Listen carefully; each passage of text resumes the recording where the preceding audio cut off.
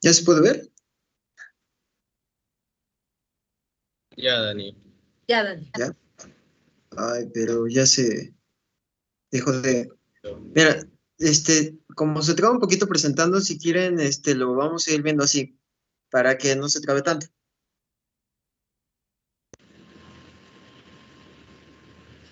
Bueno, y vamos a continuar. Estábamos ya con las intratemporales.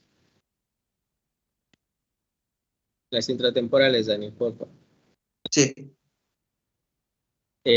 Aquí las intratemporales es muy frecuente ver, bueno, estábamos empezando a hablar ya con el aspecto de la mastoiditis, la parálisis facial, la metrositis, entre otras que vamos a ir describiendo más adelante, pero lo importante que aquí tenemos que destacar o bien hacer hincapié es que la mayor prevalencia aquí es la mastoiditis. Habíamos mencionado anteriormente las extratemporales. En esta de las mastoiditis es muy frecuente ver que las complicaciones van de una hacia otra dependiendo la vía de diseminación. Sin embargo, pues bueno, vamos a hablar aquí en la mastoiditis. Ahí está bien, Dani, en la mastoiditis. Gracias.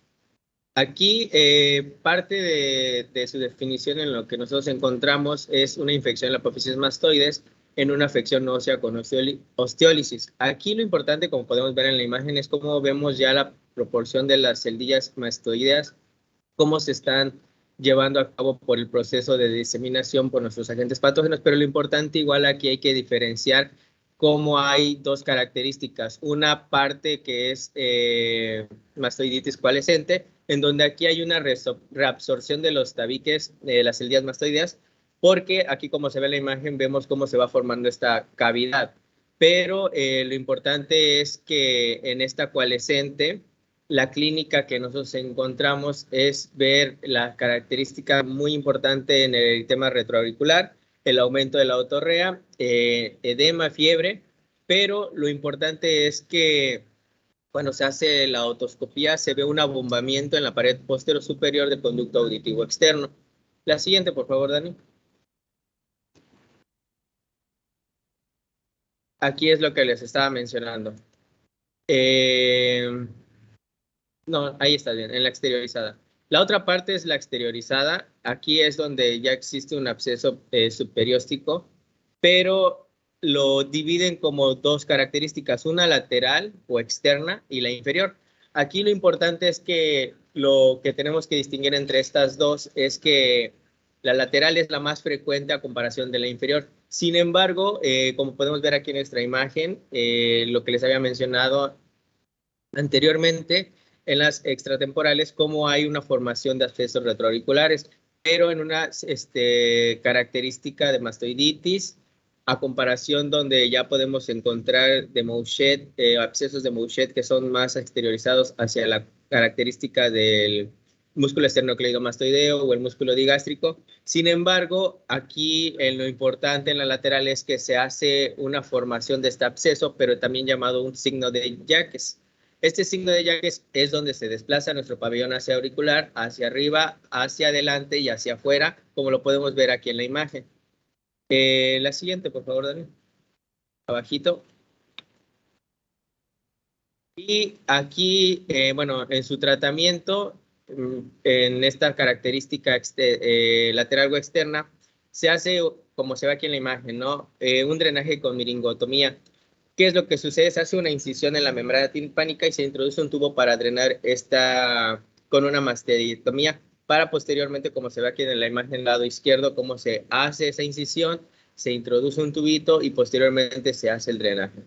O en otra característica, en la parte inferior donde se ve en la imagen, ándale, bájale, cómo se hace la mastectomía completa. Aquí es esta parte de la otra clasificación, que es la inferior, pero aquí hace un hincapié que se tiene que hacer una comparación clínica muy importante respecto a esta cuando se realiza la mastectomía, porque encontramos las características de llevar toda esa reabsorción, quitar quirúrgicamente, pero regularmente se dirige más hacia la punta, al borde inferior de la apófisis mastoides, y posteriormente algunas ocasiones podemos encontrar el tercio medio o la base de esta como una afectación.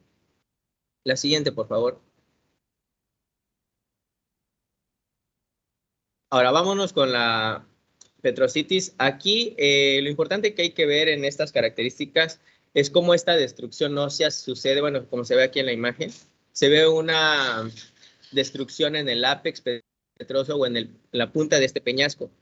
Como podemos ver en esta imagen, pues aquí lo importante que hay que destacar es cómo existe el síndrome de Gradenigo, en donde hay una afectación de nuestro sexto par craneal y posteriormente también hay una característica muy importante en proporciones de neuralgia del trigémino, donde hay un dolor retroocular muy intenso, pulsátil, regularmente puede ser espontáneo de 1 a 2 minutos, pero también algo importante que estaba leyendo es que no afecta o más bien respeta las características de sueño. Es muy rara esta petrocitis, sí, pero es más por la extensión aguda hacia el vértice petroso neumatizado. Y pues esta infección se va a esparcir por diseminación hematógena principalmente, y las características pues ya en una complicación pues es de alto riesgo porque podemos encontrar ya una característica de proporción intracraneal. ¿Cómo diagnosticamos estas características? Por resonancia magnética, un ATAC, vamos a ver las características, pues cómo se ven el vértice petroso neumatizado, y como tratamiento algunas literaturas mencionan con antibióticos dependiendo de la clínica que nosotros estemos evaluando, y también vamos a encontrar pues como igual la anterior, una mastectomía amplia pero hacia el ápex petroso. La siguiente, por favor.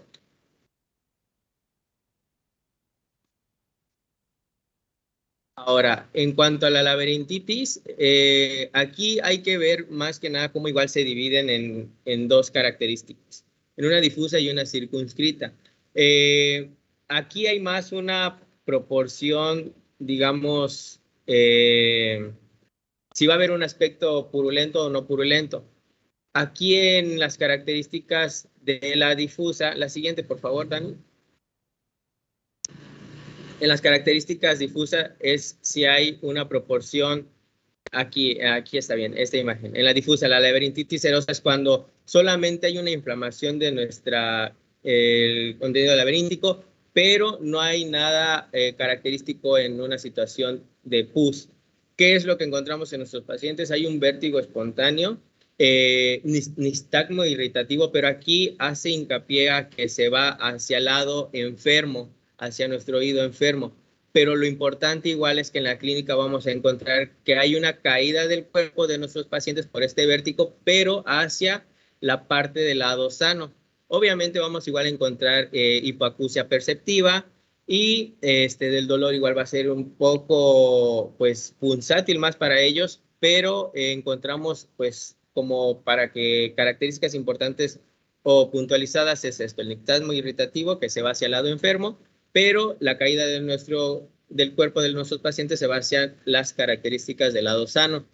Ahora, ¿qué es lo que pasa con la laberintitis purulenta? Aquí sí ya encontramos las situaciones de pus, como lo vemos aquí en la imagen, que es aquí diferente a la parte anterior a la serosa, que encontramos que hay un nistagmo paralítico, y este sí se va hacia el lado sano, pero el vértigo espontáneo va a ser muy, muy intenso, pero la caída del cuerpo va ahora hacia el lado enfermo, que era lo que habíamos visto en la anterior, que la caída del cuerpo de sus pacientes por el vértigo se iba a ir hacia el lado sano.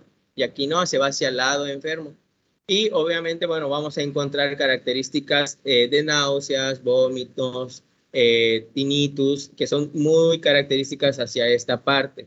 Ahora, en la imagen del lado derecho, que se ve del otro lado, vamos a ver las características circunscritas, en donde vamos a encontrar ciertas puntualizaciones donde encontramos que es secundaria a un colesteatoma. Y esta se localiza principalmente hacia el conducto semicircular lateral, como se ve aquí, en la parte pues, remarcada en rojo, porque hay una presión que va a provocar la osteoitis, ¿sale? Aquí va principalmente hacia la característica del conducto para cambiar esas presiones y posteriormente se transmiten hacia todo nuestro laberinto membranoso. La siguiente, por favor, Dani.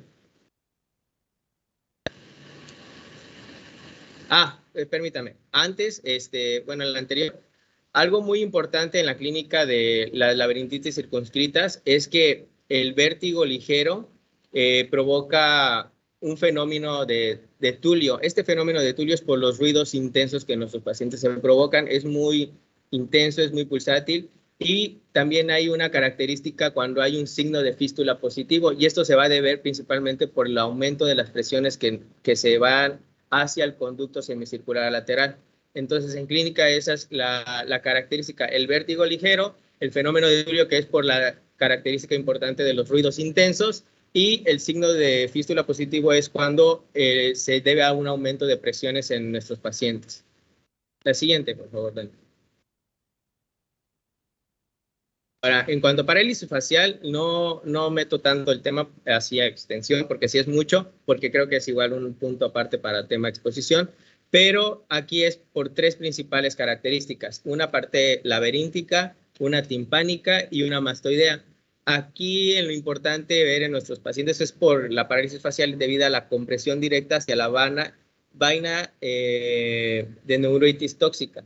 Lo importante que encontramos aquí es que puede ser causada principalmente por una otitis media aguda, pero puede estar presente con una mastoiditis o sin ella. Pero sobre todo aquí la clínica, pues, excepta o descrita por los artículos que estaba revisando, es que sobre todo en niños y que tienen una característica importante aquí, como, bueno, se los puse nada más, es por la proporción hacia la afectación hacia el conducto de falopio.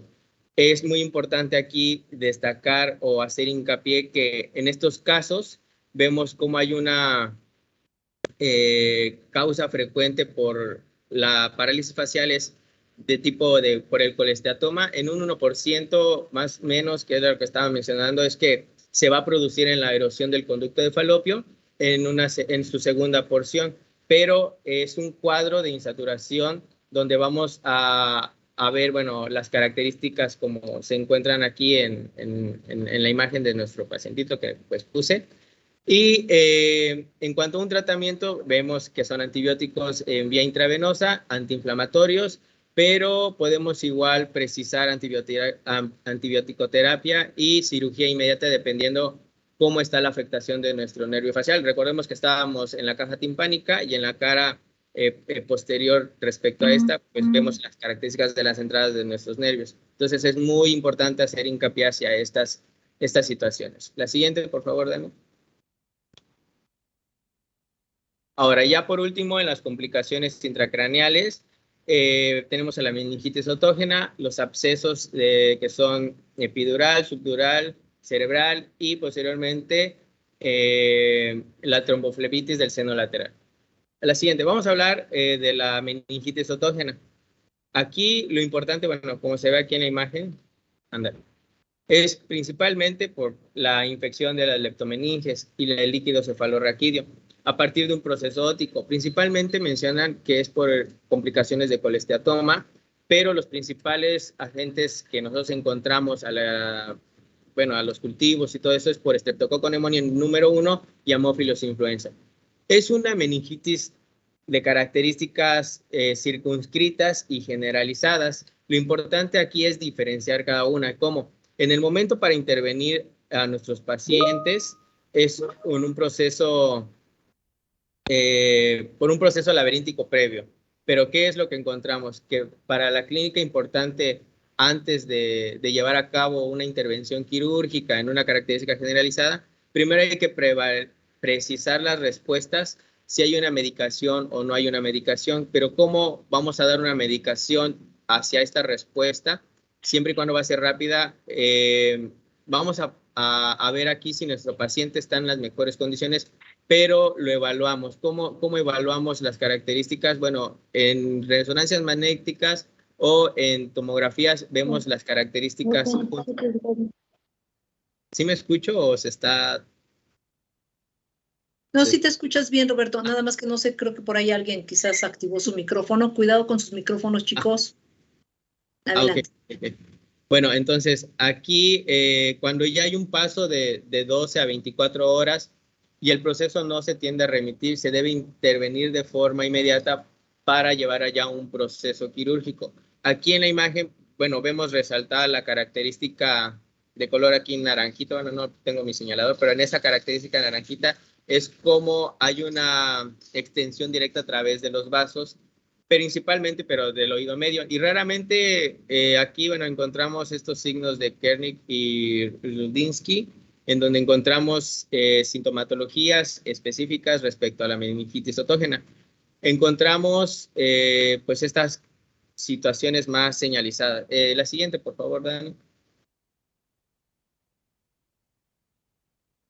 Aquí.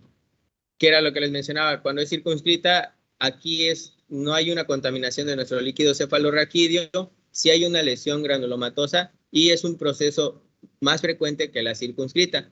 Ya aquí en la circunscrita vamos a evaluar si el tratamiento quirúrgico, qué tratamiento quirúrgico óptico la condicionó. Principalmente son por procesos laberínticos que había mencionado anteriormente, si existen secuelas en nuestros pacientes, y aquí hay que actuar dependiendo de la respuesta rápida a una medicación y evaluar si remite nuestro paciente o no, y posteriormente circunscribir hacia un proceso ya quirúrgico.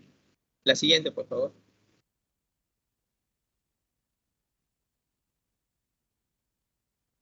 Aquí en el absceso extradural, bueno, vamos a ver, bueno, aquí nuestra imagen que nos va a ayudar, extradural o epidural, nos va a ayudar aquí en la imagen para ver cómo hay una acumulación de pus, hidretitus en la dura madre y el hueso. Aquí es muy importante señalar o enfatizar los siguientes aspectos, que cuando hay una colección entre la dura y el hueso es por la acumulación de este pus, pero habíamos mencionado anteriormente que habían situaciones que hacían la frecuencia en estos abscesos, pero entre el extradural y el subdural que habíamos mencionado, y ahorita el cerebral que vamos a hacer un poquito de hincapié, este extradural es el más frecuente. ¿Qué es lo que encontramos? Que un síntoma frecuente de estos pacientes en el extradural es una cefalea persistente y a veces se acompaña de una otalgia intensa. Sin embargo, es muy característico ver que el alivio de esa cefalea va después de un drenaje intenso del oído, pero regularmente las literaturas mencionan que lo ideal es primero drenar el absceso, el paciente siente un alivio, pero sin embargo encontramos cómo hay características de que pueda persistir esa cefalea. Entonces, en este caso ya se procede a realizar una mastectomía de tipo radical y pues aquí evaluamos en exploración física pues cómo va la focalidad neurálgica, cómo hay una compresión cerebral o incluso algunas veces mencionan que puede existir fiebre, pero como los hallazgos en diagnóstico los vamos a encontrar a base de una resonancia magnética o una tomografía. La siguiente, por favor.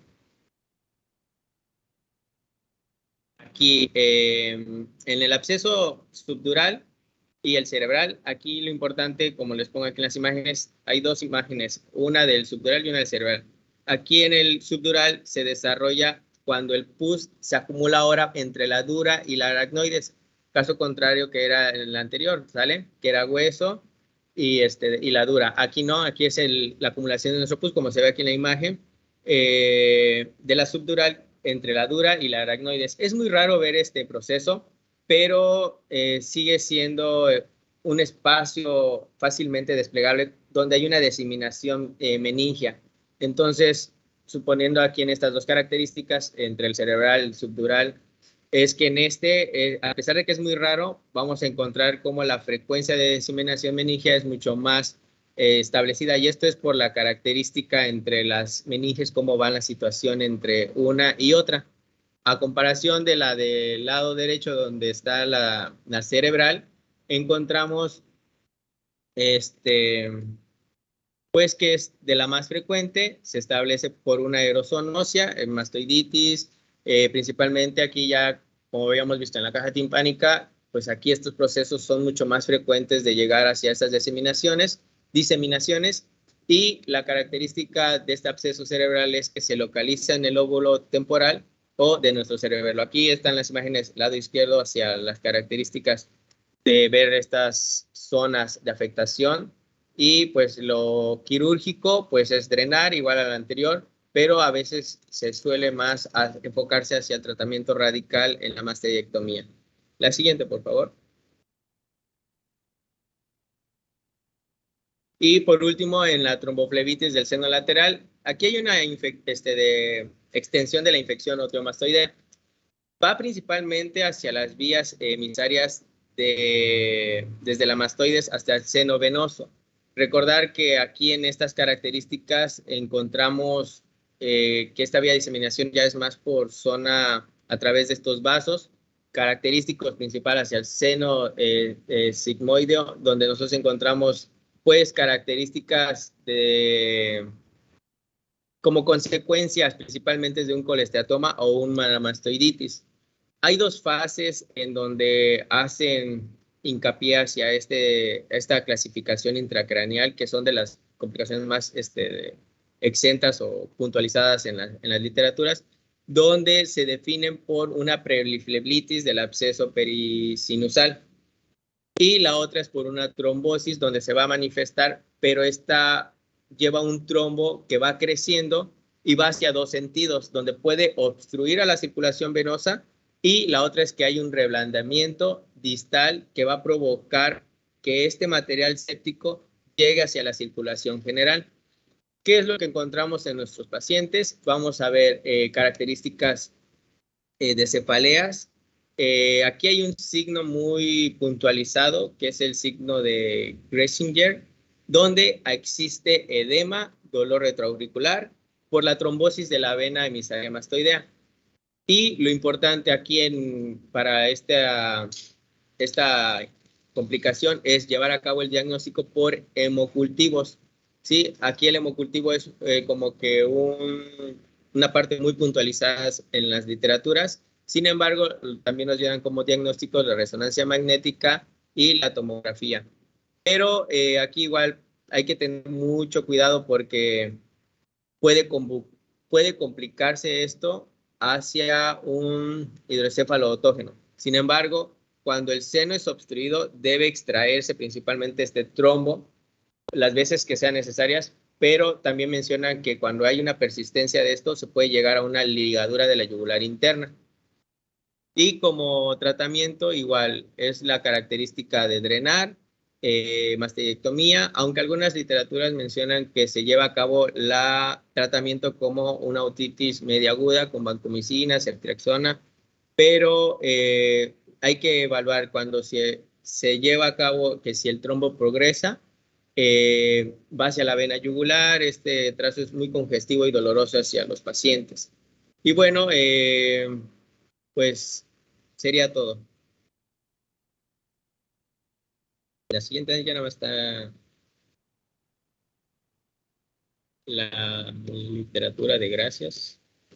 Ok, muy bien, perfecto. Chicos, les damos un aplauso a sus compañeros, un aplauso virtual, ¿verdad? Ok, muy bien. Ahora yo les voy a compartir la pantalla, por favor, para mencionar algunos puntos importantes de todo esto, puntos claves que debemos de tomar en consideración, porque pues decimos, wow, otitis media es un chorro, ¿no? ¿Cuántas cosas tengo que saber? No está tan complicado, chicos, realmente siempre, como les digo, hay que ser prácticos y sobre todo comprender las cosas, ¿no? No memorizar, porque obviamente es demasiada información que como estudiante de medicina dices, ¿a poco voy a dominarlo todo? Pues es un poco complicado, ¿verdad? Pero sí, sí debemos de tener las cosas más importantes y de manera más práctica en nuestra cabecita. Bien, hablando de otitis media, ahí ya están viendo mi cámara, ¿verdad? Bueno, mi pantalla, perdón, no mi cámara, mi pantalla, ¿sí? Ok, entonces, hablando de la otitis media aguda, chicos, rápido, les antecede siempre cuadro gripal o una rinitis alérgica, siempre, ¿sale? No viene de la nada la otitis media aguda. Y recordar lo que yo les hacía énfasis cuando hablamos de otitis externa, ¿vale? Acuérdense que es, no porque digas otitis, pues ya, otitis del oído, se inflama el oído, pues sí, pero ¿cuál? Porque tenemos oído externo, oído medio y oído interno, y son cosas muy diferentes. Entonces, en el caso de la otitis externa, ¿se acuerda que decíamos que siempre viene por fuera? Lo que le detonó el problema que afecta al oído externo, que por eso se llama otitis externa, siempre vino de afuera, la nadada, el cotonete, en fin, qué sé yo. Otitis media, la otitis media siempre va a venir por dentro, es decir, por trompa de Eustaquio, entró por trompa de Eustaquio, entró por nariz y de ahí se fue hacia el oído medio. Entonces eso de entrada como antecedente los tiene que ubicar perfectamente bien. Y entonces les decía, le antecede un cuadro gripal, por eso es que inicia viral, pero rápidamente se hace bacteriana. Y vean los mismos bichos que estuvimos hablando durante todo el curso. Streptococcus pneumoniae, Haemophilus influenzae y Moraxella catarrhalis, no los pueden olvidar, por favor. De verdad, créanme que me da mucha tristeza cuando pregunto y se quedan así como que en el limbo, que no saben cuál. Digo, bueno, entonces todas estas semanas, estos meses que estuve aquí con ustedes no sirvió de nada porque pues, nunca me di a entender, yo creo, ¿vale? Entonces espero que no lo olviden, por favor. Esos gérmenes son los causales de la otitis media aguda. Me salto esto de la epidemiología, esto no tiene mayor importancia. La fisiopatología, ya se las dije, como les mencioné hace unos momentos, le antecedió un cuadro gripal. Se infectó la nariz y esto favoreció que se inflamara, se infectara la nasofaringe, se obstruyó trompa de Eustaquio y de ahí que se perdieran las funciones de la trompa de Eustaquio y que generara el problema de la otitis media. ¿Cuáles son las tres principales funciones de la trompa de Eustaquio?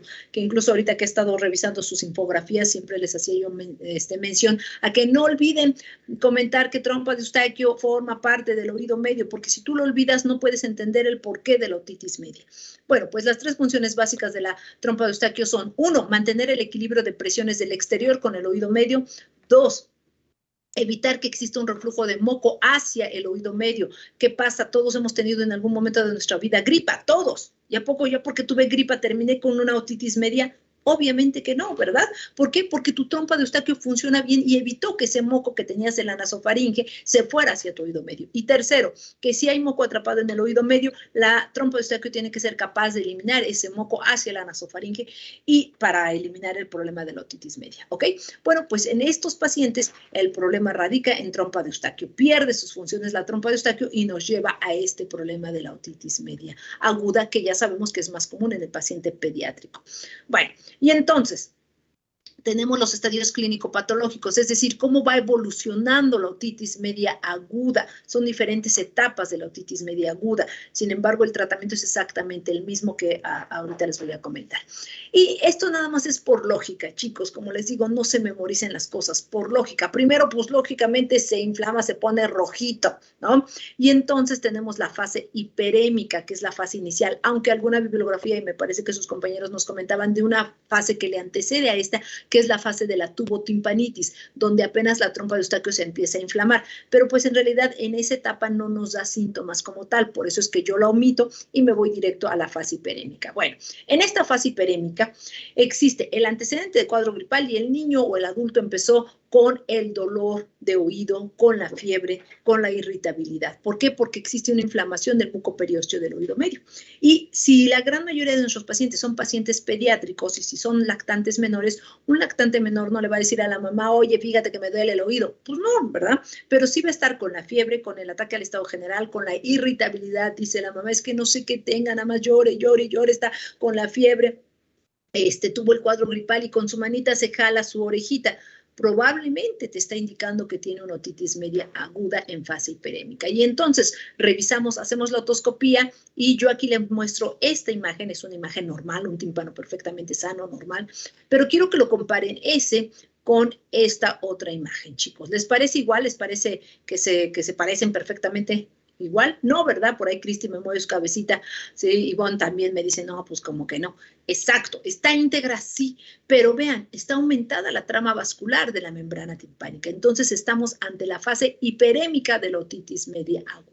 Y es la fase inicial y por eso le duele al paciente. ¿Qué pasa si esto no le doy el tratamiento adecuado y se continúa? Bueno, pues esta inflamación de la mucosa nasal, esta dilatación, digo, de la mucosa nasal, de la mucosa del oído medio, esta dilatación de los capilares del oído medio nos lleva a la producción de un exudado serofibrinoso en el oído medio. Y entonces se empieza a acumular ese moco en el oído medio que va presionando la membrana timpánica y ahora, ¿qué crees? Pues el paciente sigue con fiebre, sigue irritable, pero además se agrega la sensación de tener el oído tapado y que baja la audición. Claro, por tanto moco que tenemos atrapado. ¿Y cómo lo voy a encontrar a la otoscopía? Bueno, pues vean ustedes, igual la membrana timpánica sigue íntegra, sí sigue íntegra, pero ya no está translúcida, ya está engrosada, ya está más hiperémica, está abombada la membrana, si la logran ver, se ve gordita, ¿verdad? Esta membrana timpánica. Ya perdió los relieves anatómicos que sabemos que debemos de tomar en consideración siempre que hagamos la otoscopía. Lo del mango del martillo, el humbus, el cono luminoso, pues sabrá Dios dónde quedó. Todo se ve engrosada, ¿sí? Perdió sus relieves anatómicos. Y si esto continúa, chicos, es tanto el moco que tiene atrapado ahí el oído medio, que entonces tiene que salir por algún lado ese moco. Y no puede salir por trompa de Eustaquio porque está inflamada, por eso se quedó atrapado el oído medio. Y la membrana timpánica entonces va a llegar un momento en que se rompa y venga la siguiente etapa, que es la fase supurativa, ¿vale? Y entonces en esta fase supurativa generalmente ocurre en las noches. Dice la mamá, es que mi niño ayer en la noche estuvo muy inquieto, estaba con fiebre, le dolía mucho su orejita, se quejaba del oído. Digo, si ya era un niño más grande, si es un niño escolar o preescolar, o si es un adulto y se me dolía muchísimo el oído, me tuve que tomar un paracetamol y ya con eso como que me quedé dormido y pues ya hasta hoy en la mañana para poder venir a verlo a usted, doctor o doctora. Pero en la mañana que despertó o que vi a mi niño, pues resulta que tenía manchada la almohada, la funda de la almohada, tenía moco en el oído. Y así llega al consultorio, ¿sí? Con la orejita hasta como acartonada de tanto moco que le estuvo drenando. Probablemente encuentren moco ahí en el conducto auditivo externo proveniente del oído medio, ¿sí? Y curiosamente, ya bajó la sintomatología, es decir, ya no le duele, ya no tiene fiebre, ya no está irritable, pero eso no quiere decir que, pues ya va mejor. No, al contrario, es un momento importante en el que, o si no se le da el tratamiento adecuado, se puede complicar, porque vendría la siguiente etapa, que es o la fase de la complicación de todas estas complicaciones que nos mencionaba Roberto hace unos momentos, o bien la fase de resolución, si es que le doy el tratamiento adecuado. Y si nosotros pudiéramos aspirar todo ese moco, aquí no se ve con claridad, pero bueno, es un montón de moco que tiene aquí en el conducto el paciente, que tú dices, ay, auxilio, yo no veo el tímpano, yo lo único que veo es el moco. Exacto, no lo distingues, pero si pudiéramos aspirar ese moco, digo pudiéramos porque en un primer nivel de atención no se tiene un equipo de succión, se tiene más en segundo nivel de atención.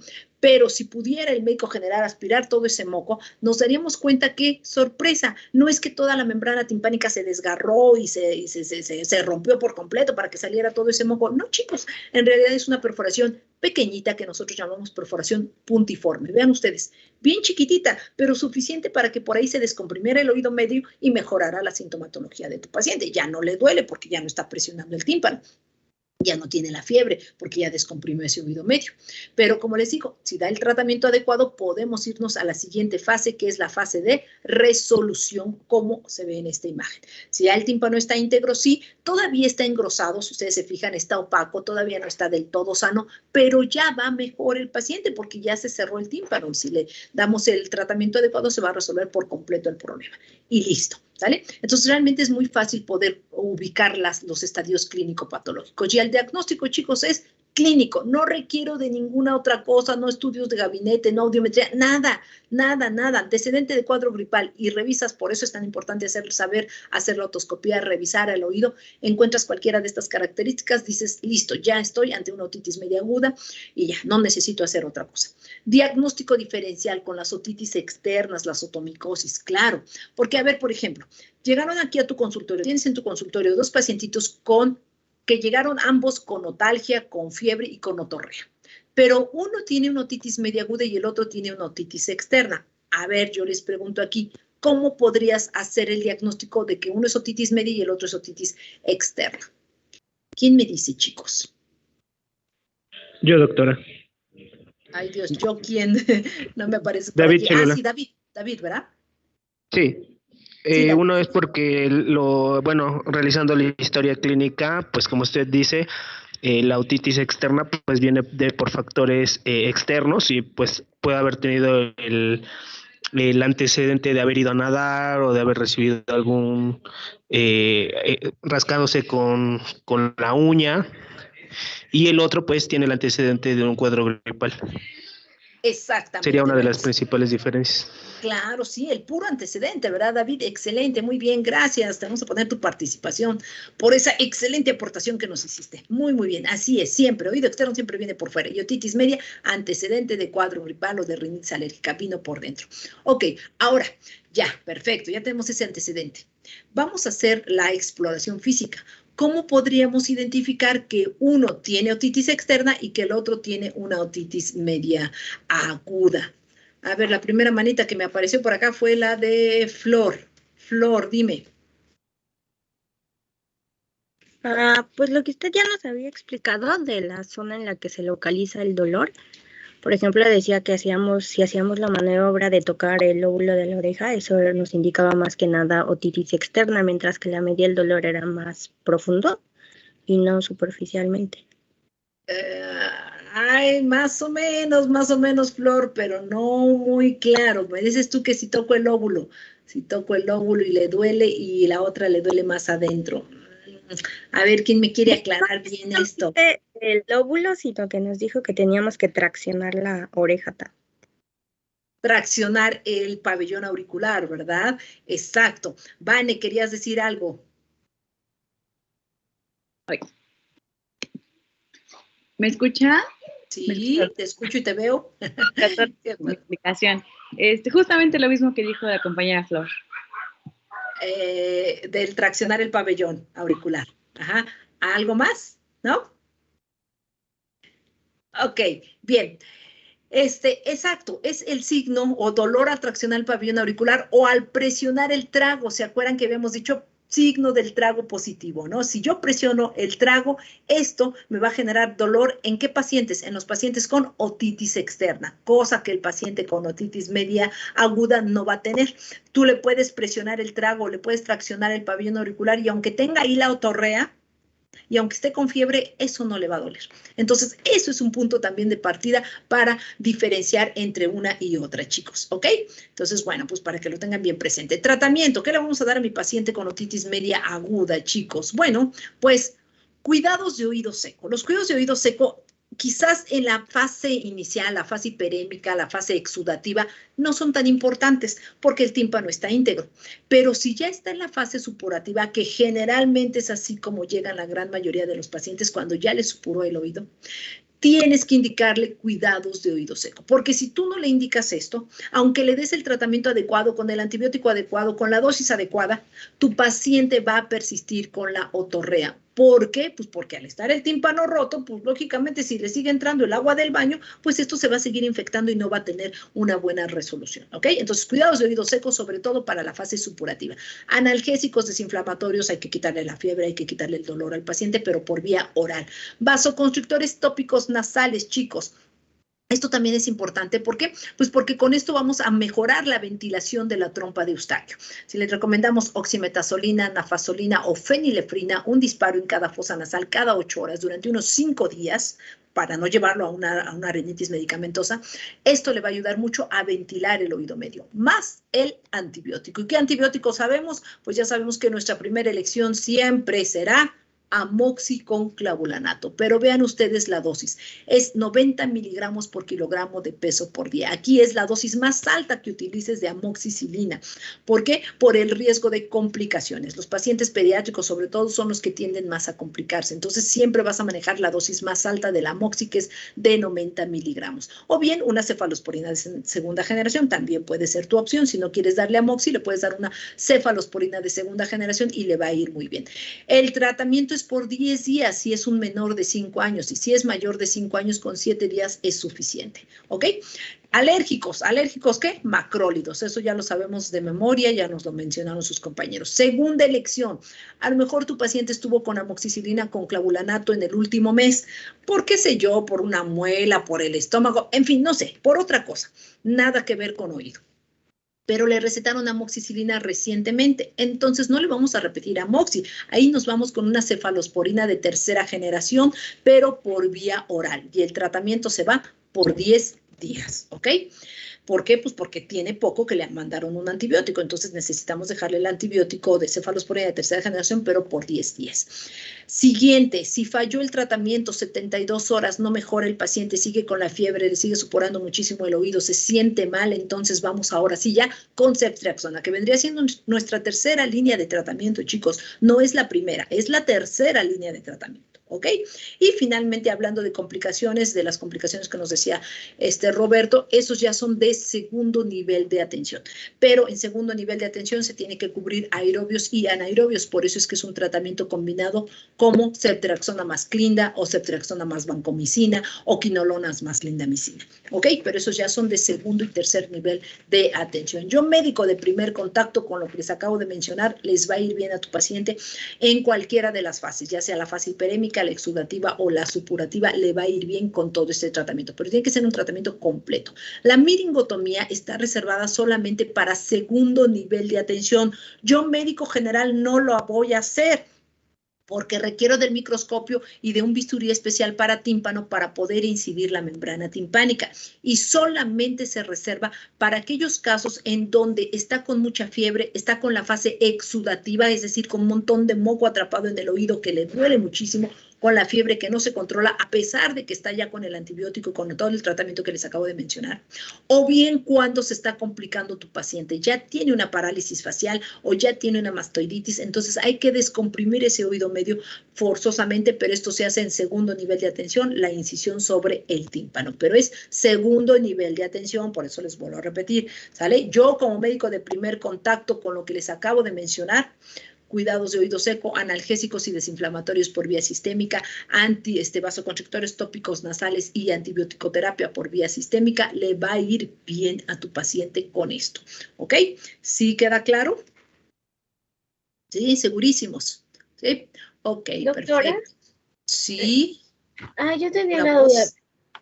Por ejemplo, ve que mencionan la estrategia de espera-vigilancia, donde solo se administran AINES, o usted recomienda seguir la estrategia o ya desde un inicio administrar antibiótico.